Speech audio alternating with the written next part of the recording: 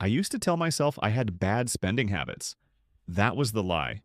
Because saying I'm bad with money sounds honest. It sounds responsible. It sounds like I understand the problem. Like if I just stopped buying stupid things, everything would fix itself. Less takeout, less impulse spending, less I deserve this. Simple, clean, comforting. But the truth, I wasn't bad with money. I was just never taught how money was supposed to grow. I learned how to survive it, not build it. And those are two completely different lives. For a long time, I thought money was just something you earned and then lost. It came in, paid bills, covered rent, handled emergencies, and disappeared before you ever felt ahead. Money was survival. Money was relief. Money was making sure your car didn't decline when someone else was standing behind you. Money was saying, I'm good, when you absolutely were not. That was my understanding of money. Nobody explained wealth. Nobody explained ownership. Nobody explained that money could work while you sleep. Nobody explained that some people don't just earn money, they position it. They multiply it. They make decisions today that pay them years later. Nobody explained that freedom is usually built quietly, long before it ever looks impressive. I learned how to work for money. I did not learn how money could work for me. And when you grow up like that, survival becomes your financial philosophy.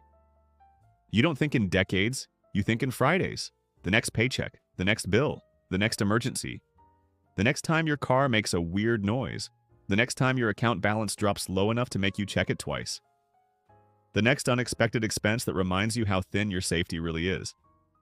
You become excellent at surviving and completely unfamiliar with building. That's not laziness, that's conditioning. And the dangerous part is your environment makes it feel normal. Everyone around you lives like this. People work hard, get paid, spend, repeat. People complain about money but never really talk about money. Not real money, not wealth, not ownership, not freedom, just bills, prices, rent, debt, survival. You grow up watching adults normalize exhaustion. You see people with nice clothes and empty accounts, expensive cars and constant stress, people who look successful and feel trapped, people who have enough to impress strangers but not enough to sleep peacefully. You start realizing broke doesn't always look broke. Sometimes broke looks polished. Sometimes broke has good lighting and strong Wi-Fi. Sometimes broke is smiling in group photos saying, "Yeah, I'm doing good." Sometimes broke is expensive dinners and silent panic. Sometimes broke is looking rich and feeling trapped. And when everyone around you lives like that, it stops feeling temporary. It becomes adulthood. It becomes normal. That's what makes change hard. Not because you're incapable, because you're trying to escape something that everyone around you treats like life. You start to feel strange for wanting more. Not more in the greedy sense, just more peace, more breathing room, more choices, more ownership over your own life, more than surviving until the next paycheck hits. But even saying that can feel uncomfortable because there's guilt around ambition. Like wanting financial freedom means you think you're better than people. Like wanting a different life is somehow disrespectful to the life you came from. Like wanting peace is selfish. So you shrink it. You say, I'm fine. You say, it could be worse. You say, I'm grateful. And maybe you are grateful, but gratitude and frustration can exist in the same body. You can appreciate what you have and still know you don't want this forever. You can love people and still not want to repeat their financial patterns. You can respect where you came from and still refuse to stay there mentally. That conflict is real. For a long time, I confused that restlessness with failure. I thought maybe I was just bad at adulthood. Maybe everyone else figured something out that I missed. Maybe I was irresponsible. Maybe I just lacked discipline. Maybe I was just one of those people who would always make money and somehow still stay broke. But deep down, I knew something else was true. I knew I was overspending, not because I was clueless. Because I was frustrated. That's an important difference. People talk about overspending like it's always irrational. Like people are just careless, like they're weak. Like they just need to stop buying coffee and suddenly life will make sense. But sometimes overspending comes from a very rational place, hopelessness. Because when saving feels too small and freedom feels too far away, spending starts to feel honest. You look at your account and think, what exactly am I building here? Saving $200 feels meaningless when your idea of success costs $10,000. Saving $50 feels embarrassing when Social media keeps showing people your age buying houses, flying first class, talking about passive income, saying just invest, like everyone starts from the same floor. Everyone online is either rich, pretending to be rich, or selling a course on how to look rich. And you're sitting there trying to decide if you can justify groceries and gas in the same week. That gap messes with your mind. You start thinking in extremes. Either I'm rich or this doesn't matter. Either I escape big or I stay stuck. Either I change everything or I change nothing. And in that mindset, small progress feels like failure. So instead of building, you drift. You buy the meal, you take the trip, you justify the convenience, you tell yourself life is short. You tell yourself you deserve it. You tell yourself next month will be different. Because maybe saving $100 won't change your life, but spending it tonight will at least make tonight feel different. That's the trap. Not recklessness, immediacy, temporary relief disguised as financial freedom. I used to tell myself I was waiting for a bigger opportunity, a better salary, a better job, a better time to start. I told myself once I made more money, I would become better with money. That felt logical, but it was also a delay tactic, because waiting sounds productive when it's actually avoidance. I kept acting like discipline would arrive with income, like responsibility was hidden inside a future paycheck. Like one day I'd wake up earning more and suddenly become the kind of person who knew exactly what to do. But if you can't direct a little, more won't save you. It just gives your chaos a larger budget. That realization hurt, because it meant I couldn't keep blaming circumstances for everything. Yes, circumstances matter. Yes, some people start ahead. Yes, some systems are unfair. Yes, survival is real. Yes, some people are carrying responsibilities heavier than most people will ever understand. But somewhere inside all of that, I still had to be honest. I was participating in my own stagnation, not because I wanted to fail, because I had quietly given up. That's the part nobody notices. Giving up is rarely dramatic. It looks like normal life. It looks like saying maybe this is just how it is. It looks like deciding financial freedom is for other people. It looks like laughing at your own ambition before anyone else can. It looks like calling your dreams unrealistic, so disappointment feels mature. It looks like pretending you never wanted more. It looks like accepting a life you never actually chose. That is the most dangerous kind of surrender. The quiet kind. The kind that hides inside routine. I think a lot of people live there. Not in disaster, in resignation, not broke enough to panic, not free enough to breathe, just permanently in between, working enough to survive, tired enough to stop questioning it. That place is dangerous because it feels stable, and stability can become a prison when it's built on fear.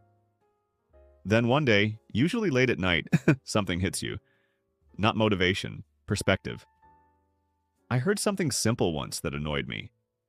Someone said small savings are not meaningless, and I hated that, because I had spent years telling myself the opposite. Saving $100 won't change my life. Saving $200 a month is pointless. What's the point of slow progress when I'm still far from rich? Why would I celebrate tiny progress when the mountain still looks impossible? I wore that belief like logic, but honestly it was convenience. Because if small money means nothing, I never have to start. I can keep waiting. For the big raise, the big breakthrough, the big rescue, the big moment where life finally begins, I can stay passive and call it realism.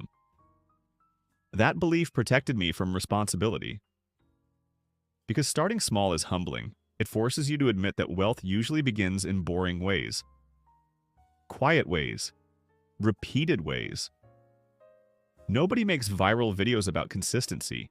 Nobody posts the glamorous side of automatic transfers. Nobody celebrates saying no for the 5th time this month. People sell fast money because patience is harder to market. Everyone wants the shortcut. Everyone wants the breakthrough. Everyone wants proof now. Nobody wants to hear that discipline often looks like being unremarkable for a very long time. Nobody wants to hear that wealth often starts looking like nothing. But reality does not care about excitement. Reality responds to repetition. Historically, the S&P 500 has averaged around 10% annually over the long term. Not every year. Sometimes worse, sometimes better. Sometimes painfully disappointing. Sometimes surprisingly strong. But over decades, that average matters. That idea stayed in my head. Because suddenly time looked different. If someone invests just $50 a month for 20 years, it doesn't sound impressive. It sounds almost laughable. It sounds too small to matter. But over time, that can turn into something far bigger than what was originally put in. Not because $50 is magical, because time is. That changed something in me. I realized I had been disrespecting time. I kept treating progress like it only counted if I could feel it immediately. I wanted visible proof. I wanted momentum I could show people. I wanted financial growth to feel exciting. I wanted transformation to look dramatic. But most real progress is invisible for a long time. That doesn't mean it isn't happening. It means you were early. I think a lot of us quit because the beginning feels insulting. Too small, too slow, too ordinary, too boring. It feels like effort without evidence. It feels like discipline without reward. It feels like watching everyone else sprint while you're learning how to walk properly. But the beginning is supposed to look like that. That's the point. You are building trust with yourself, not performing wealth for strangers. And maybe that was my real problem. Not bad spending habits. Addiction to immediacy. I wanted the result without respecting the process. I wanted freedom without the boredom of structure. I wanted proof before patience. I wanted to feel successful before becoming disciplined. So every time I chose temporary comfort over invisible progress, I told myself it was harmless. It's just coffee. It's just another order. It's just one subscription. It's just this month. It's just a reward. It's just life. And individually, maybe it was. But financially, your life is built out of just. Just this once becomes your lifestyle. Just for now becomes your future. Just this month becomes another year. That realization was embarrassing because I started seeing how often I was negotiating against my own goals. I would say I wanted freedom and then fund distraction. I would say I wanted peace and then choose avoidance. I would say I wanted ownership and then behave like money was only for consumption. I would say I wanted a different life while protecting the habits that guaranteed the same one. That kind of honesty is uncomfortable because it removes the fantasy that one day things will magically change without you changing. It kills the illusion that success is waiting for you somewhere in the future, untouched by your current behavior. And still, this is not about shame. I don't think people are broken because they struggle with money. I think most people are operating with the only model they were given. If all you've seen is survival, survival becomes your strategy. If nobody around you talks about investing, ownership, building, or patience, your financial imagination stays small. You cannot aim for what you have never been shown. That matters. Environment matters. Community matters. What feels possible matters. If everyone around you believes money is only for paying bills, wealth feels like fantasy. Not because it is impossible, because it is unfamiliar. And unfamiliar things often feel arrogant to pursue. That's why community matters. Sometimes the first step is not more income. It's exposure. Seeing that another way exists. Meeting people who think in years instead of weekends. Hearing conversations that stretch your idea of what normal looks like. Realizing financial peace is not reserved for other people. It is built. Slowly. Awkwardly. Deliberately. One decision at a time. One boring month at a time. One uncomfortable no at a time. One habit at a time. And maybe that's what I needed most. Not motivation, permission. Permission to want better without guilt. Permission to admit I did not want a life built entirely around recovering from bills. Permission to say survival is not enough. Because I don't think wanting financial freedom means greed. I think it means honesty. Honest enough to say I respect my life too much to spend all of it trapped. Honest enough to say I do not want to work endlessly just to remain financially fragile. Honest enough to say I want peace, not luxury. Peace. Peace is underrated because it doesn't look impressive. But peace is walking into a week without financial dread. Peace is not checking your account with your heart racing. Peace is not building your personality around pretending you're fine. Peace is options. Peace is breathing room. Peace is knowing one bad month doesn't collapse your life. Peace is not needing every paycheck to arrive exactly on time. That matters more than appearance ever will. Because once you stop calling your problem bad spending habits and start calling it what it really is, lack of direction, you stop trying to fix your life with guilt. You start fixing it with structure. That's different. Guilt says, I need to be better. Structure says, I need a system. Guilt burns fast. Systems survive moods. I learned discipline is not about being strong every day. It's about removing the need to negotiate with yourself every week. It's deciding once. It's respecting your future self enough to inconvenience your present self. It's understanding that your future self is not a stranger, it's still you. Because present comfort is loud, future peace is quiet. And most people, including me, spend years listening to the louder voice. The louder voice says, buy it. The quieter voice says, build. The louder voice says, enjoy now. The quieter voice says, protect later. The louder voice wins fast. The quieter voice wins lives. But I'm starting to understand something. Financial freedom is not built in dramatic moments. It is built in identity, in the quiet shift from someone who reacts to money to someone who directs it, from someone who hopes things improve to someone who designs improvement, from someone who says, I'm bad with money, to someone who says, I was never taught, but I can learn. That shift matters, because language shapes behavior. If your story is, I'm just bad with money, you stay small. You stay ashamed, you stay passive, you stay stuck. If your story becomes, I was never taught, but I can learn, everything opens. Shame closes doors. Responsibility opens them, not blame. Responsibility. There's a difference. Blame says it's all your fault. Responsibility says it's still your life. That distinction changed everything, because I stopped waiting for perfect conditions. I stopped treating future income like a personality transplant.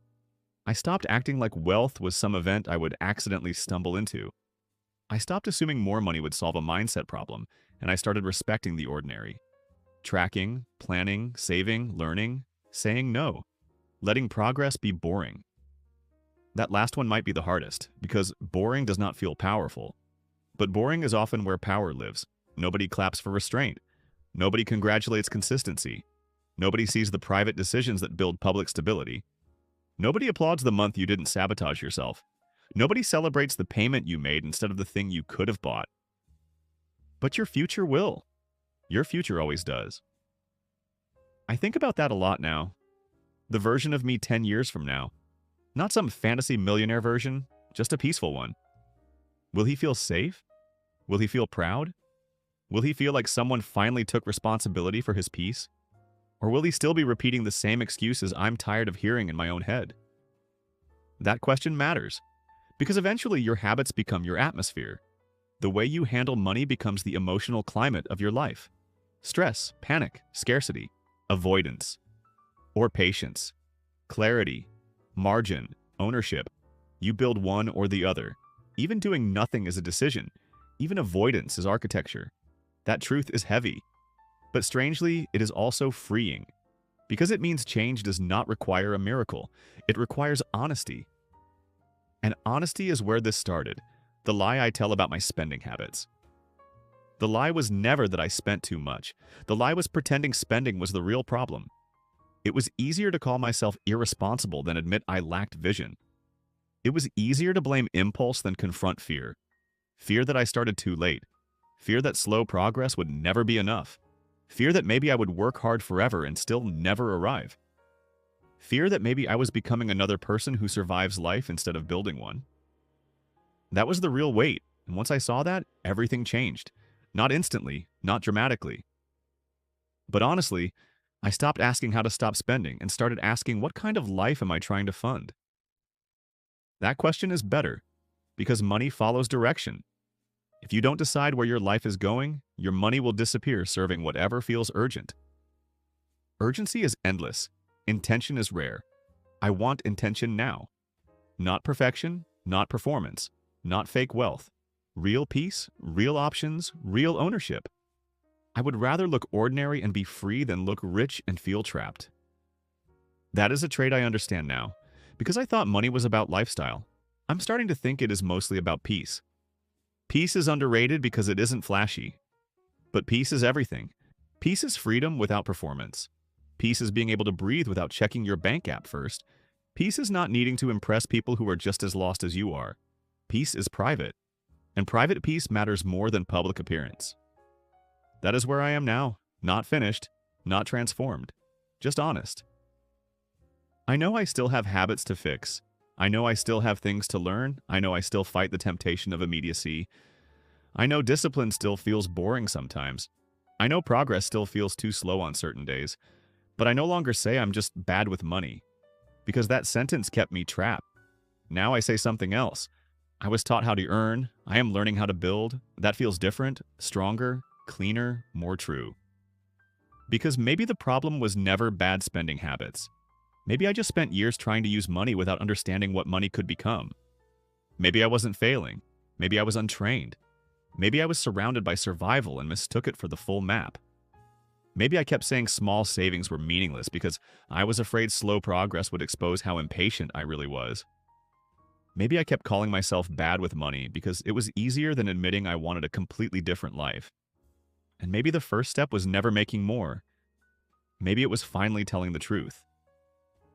I do not want this forever. I want better. Not because I think I deserve luxury, because I know I deserve peace. That is the difference. That is the realization. And that is the lie I tell about my spending habits.